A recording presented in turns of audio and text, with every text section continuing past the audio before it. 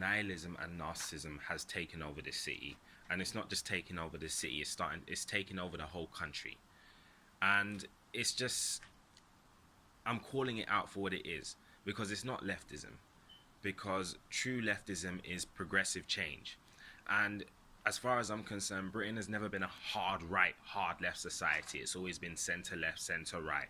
And if you look at the original Labour Party, they weren't anti patriotic, they weren't destructive, and they were actually about helping people and getting people included, not separating people. But what you have today is just pure nihilism and narcissism. Nihilism is the belief in nothing, and narcissism is nothing but the pure and utter belief in only yourself. And this is what you're seeing in a lot of society. I mean, you look at what's projected out there, you look at the situation with Meghan Markle and the royal family, you look at a lot of this so-called woke mob culture, and if you ever notice, it's always by individuals that seem to just want a platform for hype. For example, you got people like Ash Sarkar who can't seem to know the difference between capitalism and communism. She's always interchanging the two.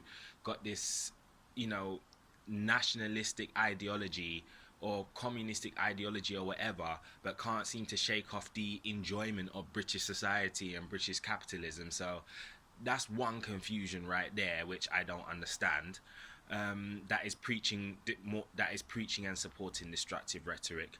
You got people like Owen Jones who do nothing but reiterate the same woke rhetoric that is being projected to him. He might as well just be a relay. That's all he does. He just relays the same woke nonsense. You got people like Femi Olawo, I think that's his name, I'm not 100% sure.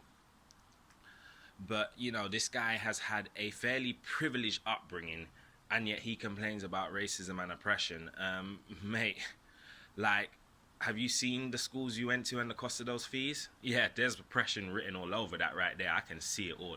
You know, you got people like Dr. Scholar who, well, one, I don't know how you have women's studies. I thought that was just biology, which encompasses woman, man, all of nature, species, and whatever.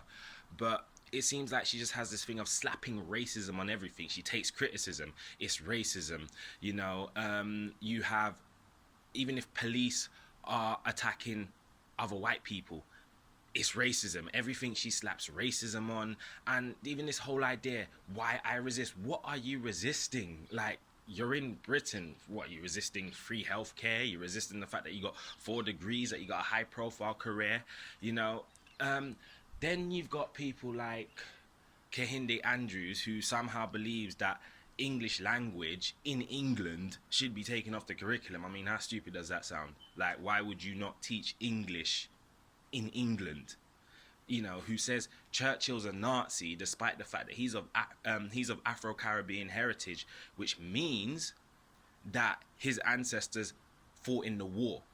He's saying Churchill's worse than the Nazis. What? So are your ancestors worse than the Nazis who volunteered and, you know, decided on their own accord as well to go and fight in the war for Churchill? Answer me that question.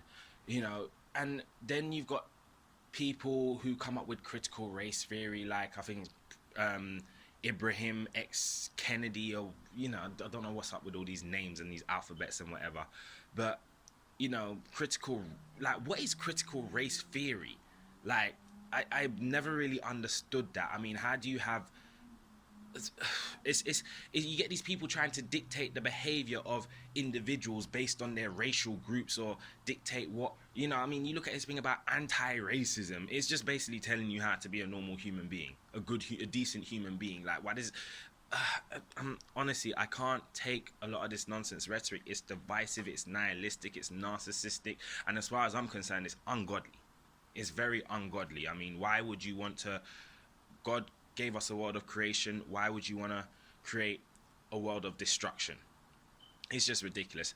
And then next on, you got the influencers. I mean, you don't even want to know what, I don't even want to talk about what some of parents don't want to know what some of these young girls are doing on Instagram right now. Like, the things that are going on is ridiculous. You just have to go on some of these Instagram pages and see the madness. You got a mayor who can't even talk to his people, but yet wants to support criminal culture, the woke mob, defunding the police. He wants to collect knives so that the knives can get robbed and the knife crime can increase.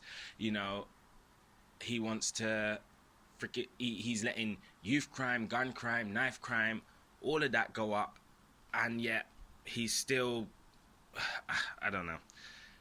It's a lot.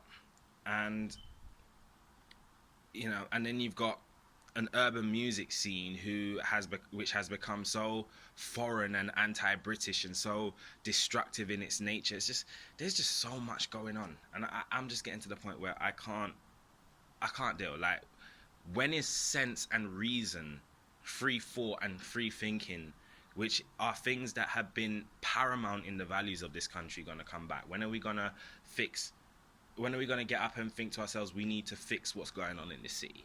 Because, you know, London's a great city full of talent, culture, diversity, and so much opportunity, and we're just turning it to the graveyard. We really are, and I can't bear to watch it.